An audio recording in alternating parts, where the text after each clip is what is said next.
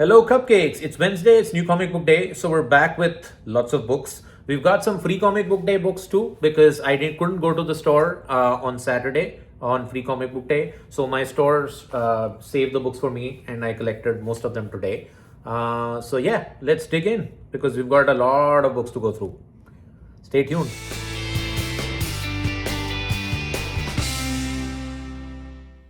Alright guys, let's dive in with DC. I'll do the books from this week first and then I'll jump into the Free Comic Book Day books. So this is Absolute Superman issue number 19 by Jason Aaron and Rafa Sandoval, and it's probably becoming like one of my favorite Absolute series out there.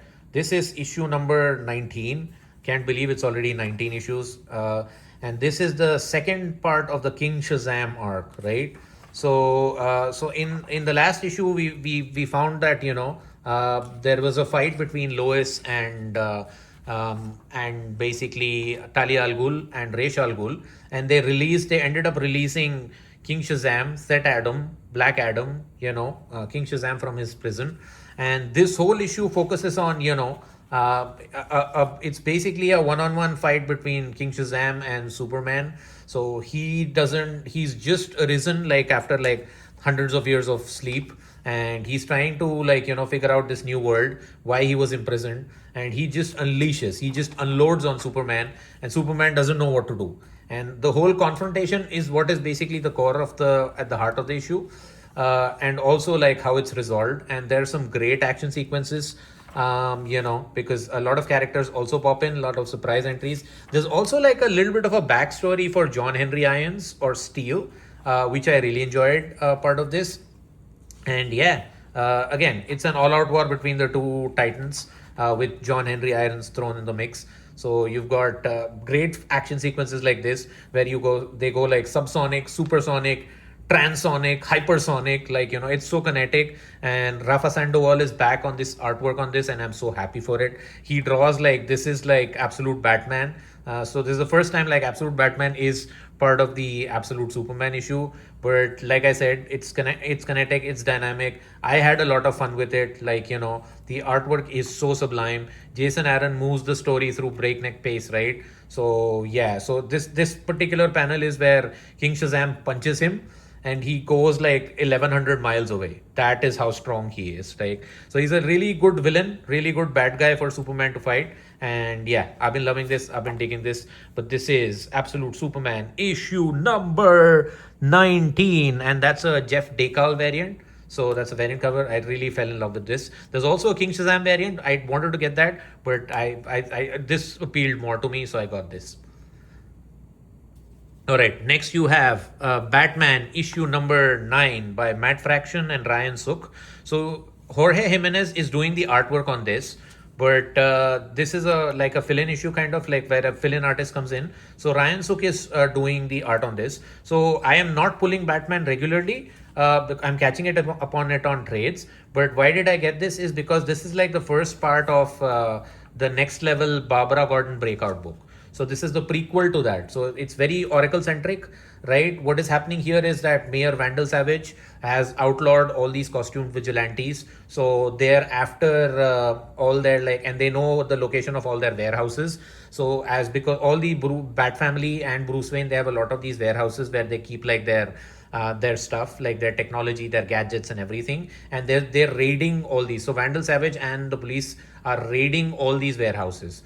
Now, what the Bat family and Oracle are up to are that they want to extract these critical technology because they don't want it to fall into the wrong hands, into the hands of the GCPD and Vandal Savage. So they are on a race against time to get to these warehouses before them, and basically either get the technology out or burn it down.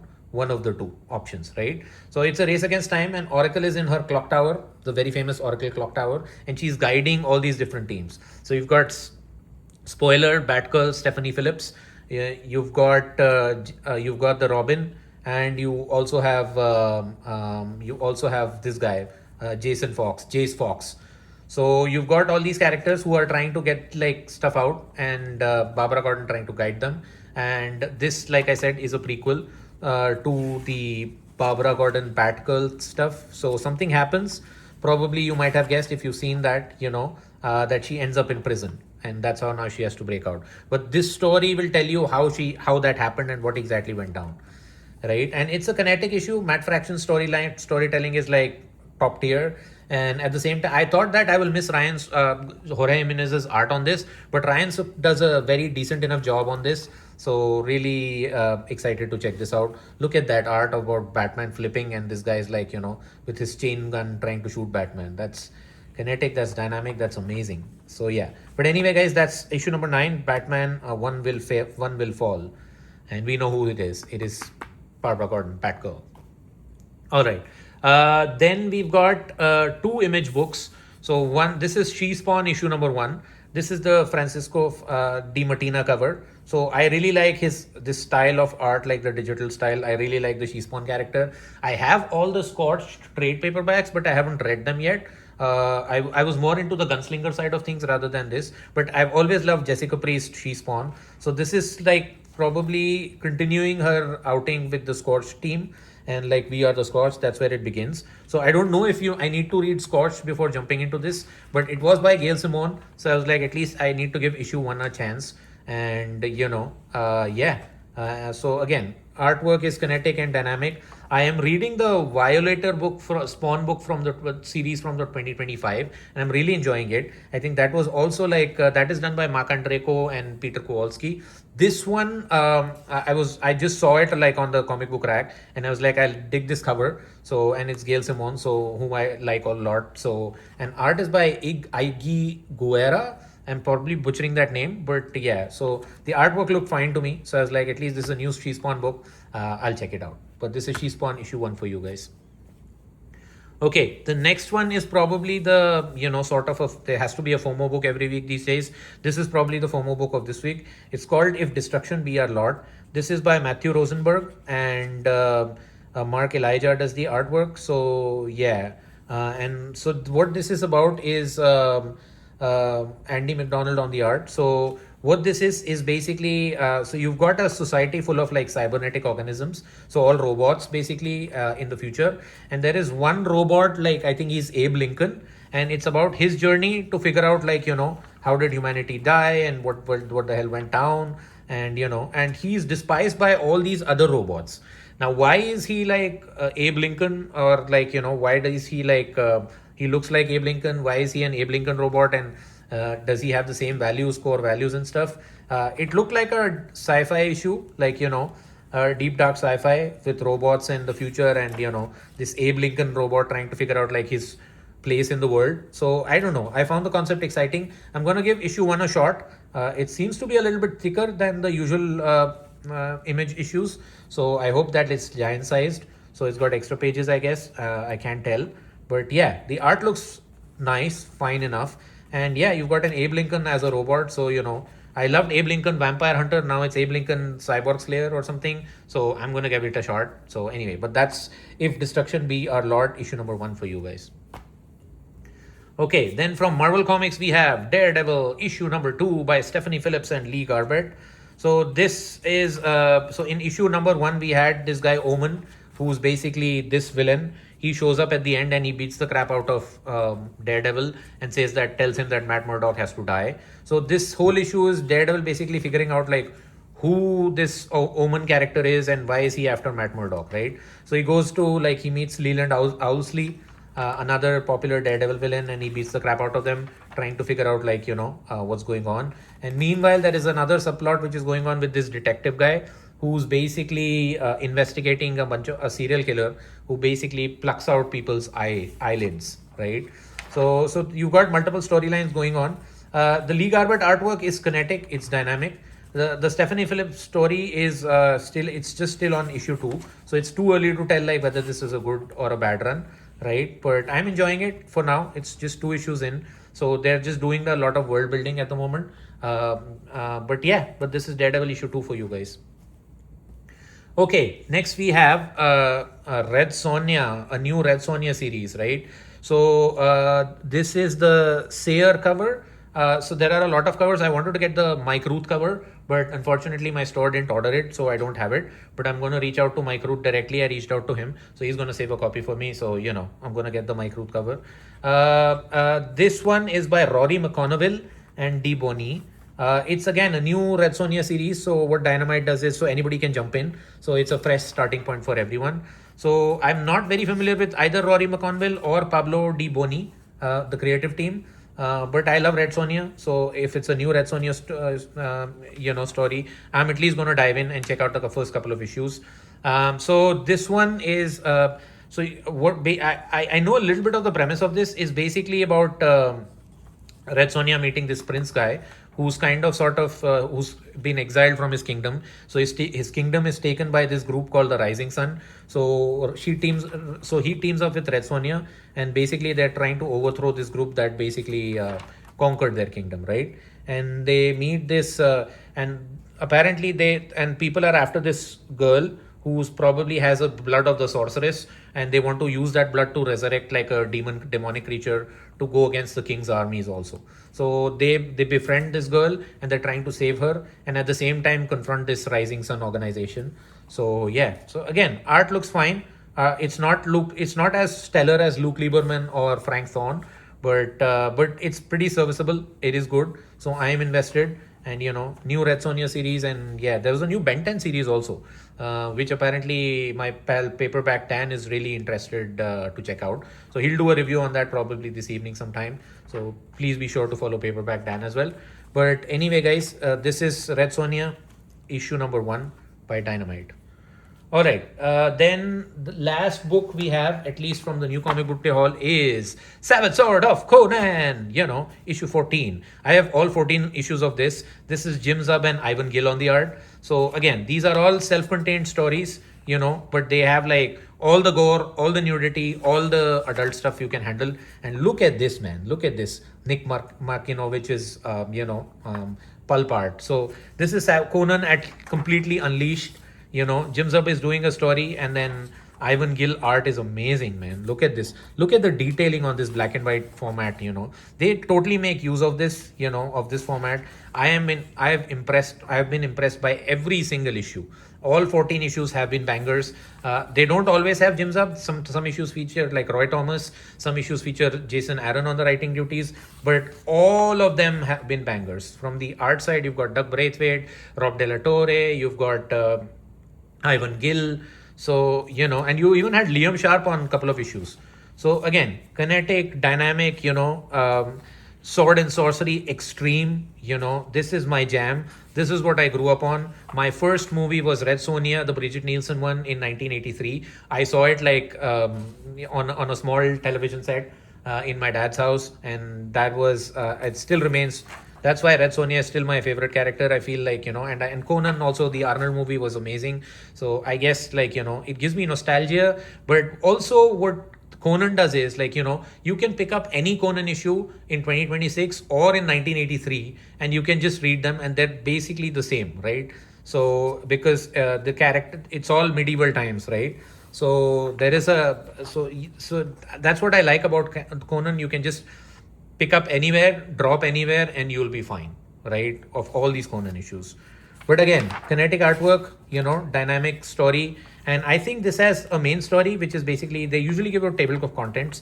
That is amazing. So this is Conan, the Dwellers of the Oasis. That's your first story. Then you've got a prose, which is Conan Faces of Doom. And then there is a Belit story as well, right? And you've got this pin-up art by Nick Markovich and Jordan Raskin. So yeah.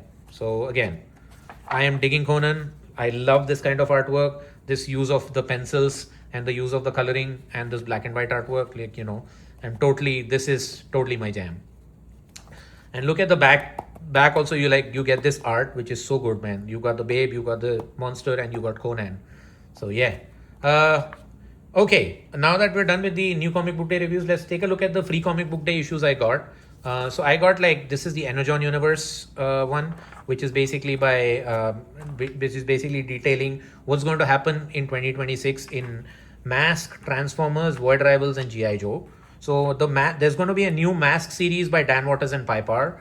You're going to Transformers and Void Rivals and G.I. Joe are going to continue. So they give you short 2-3 page snippets of of what's going to happen in these books. So mostly focusing on Mask, because Mask is their new Energon Universe title. So if you didn't know Mask, so they're like GI Joe. They're basically Mobile Armored Strike Command. And then there was a cartoon in the 80s, and they also did some comic books with DC Comics. So it's essentially, you've got Venom, whose Cobra commander is basically this guy Miles Mayhem, and he's got this cool helicopter which transforms into a jet, and that was the toy that little Lohit like really loved as a kid. So yeah, look at this. It transforms into a jet, and then he basically blasts stuff. So this Switchblade HTH high-tech helicopter was my jam. It was my favorite toy as a kid, like absolute favorite. And then you've got Matt Tracker, who's basically the leader he's the good guy. He's the Duke of Mask, of Mobile Armored Strike Command, and he fights Venom. Venom is venomous evil network of mayhem. That's what they are. So I even remember the acronyms, man. That is amazing. So anyway, they focus a lot on what's going, a preview on Mask issue 1, and then they jump on to like a couple of previews of what's going to happen in Transformers, and in Void Rivals, and in GI Joe as well, right? So it's just a preview issue. I dug it. I enjoyed it. And you get this very nice wraparound cover with Matt Tracker's and Miles Mayhem's vehicles of choices. So you've got this is Matt Tracker's Thunderhawk vehicle, and this is a car, if it flies, and this is Miles Mayhem's HTH, as I told you. So really dug this. This is an amazing book. If you missed this, Skybound is putting this up for sale for this week for New Comic Book Day, so you can get it for the lower price of $3.99.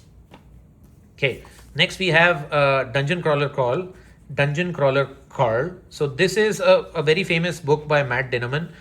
So it's basically for the D&D crowd. People love this book, and this is the webtoon. So they did a webtoon adaptation of this, and they're going to drop a trade paperback of all the webtoons. I think there are like 17-18 webtoons of this. So a collected trade paperback. But what this is basically issue 0 of those webtoons, right? So, and this was in demand because a lot of people got this, and they're like retailing it and reselling it on eBay for like $30-40 right now. So yeah. So again, I don't know much about Dungeon Crawler Call. My pal Carson really loves it. He read like all the audio books, and he really dug it. It's about D&D, like this, like apparently like people die on Earth. There's like a post-apocalyptic world, and you've got this guy, and he's got his cat. I think the cat's called Donut, and it's about their adventures into like this whole new universe. And there are obviously dungeons somewhere, and I think he plays D&D with aliens or something. But I'm really curious to check this out. This is going to be my first ever Dungeon Crawler Carl stuff. But that's Dungeon Crawler Carl issue 0 for you guys. Next, you have got Avengers Armageddon. This is the Marvel Comics Chip Zdarsky Armageddon event preview, where apparently it's basically Avengers versus the Red Hulk, which is done like 100 times, 1,000 times before, but they're doing it again because they're Marvel. They can do whatever they want. So I think this gives you a preview of what happens exactly with Red Hulk. Why is he mad again, and why does he want to take on the Avengers?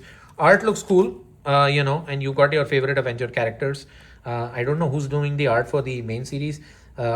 This one is done by Frank Alpizar and Delio Diaz. Never heard of them, but yeah, it's a Zdarsky book. It can be that bad. So I'm gonna check it out, and I'm hopeful for this event that it's gonna be like bombastic. But that's Avengers Armageddon for you. Then we have Lego Batman Legacy of the Dark Knight. So this is I think, is it a game tie-in or is it a comic book tie-in? Anyway, I love Lego Batman. I loved him in the Lego movie. He was one of my favorite characters out there in that movie. So I just got it for Lego Batman, man. So yeah. Sounds like a whole ball of fun, nothing too serious. But yeah, you got Lego Catwoman too, man. That's good to see. But anyway, this is Lego Batman Legacy of the Dark Knight issue 1.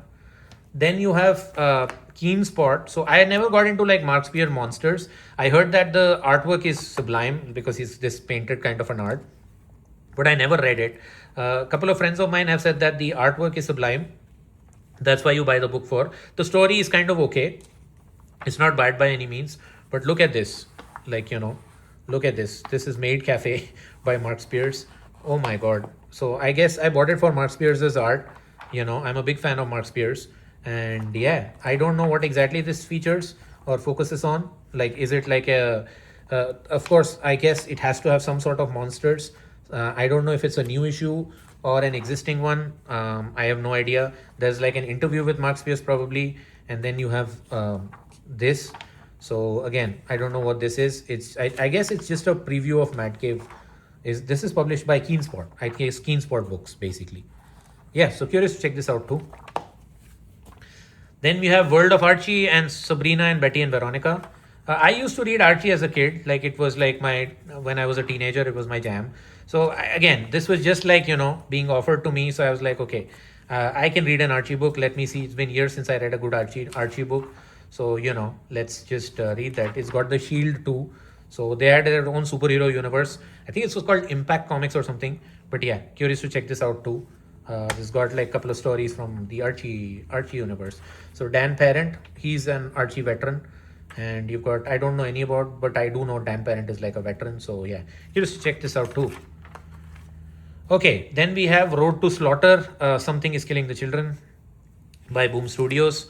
So this is James Tynion Fourth. I think it's a new story of in the Erica Slaughter Slaughterverse. I'm curious to check this out. I read Something is Killing the Children until like 18 issues. Then I just fell off. I never got back in. So hopefully this will pull me back in if it's a new story arc.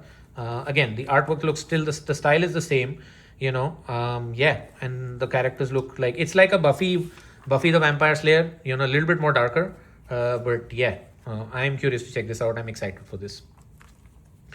And the last book we have from Fever Comic Book Day is Jim Zub's Conan, The Tides of the Tyrant King. So I guess this is a new story arc, and I think it's an introductory issue to that new story arc for Conan. And Jim Zub is, like I said on my Savage Sword review, Jim Zub is killing it on Conan, and I am there for everything. I have all of the Free Comic Book Day issues. I have all of the Conan regular series. I have all of the Savage Sword.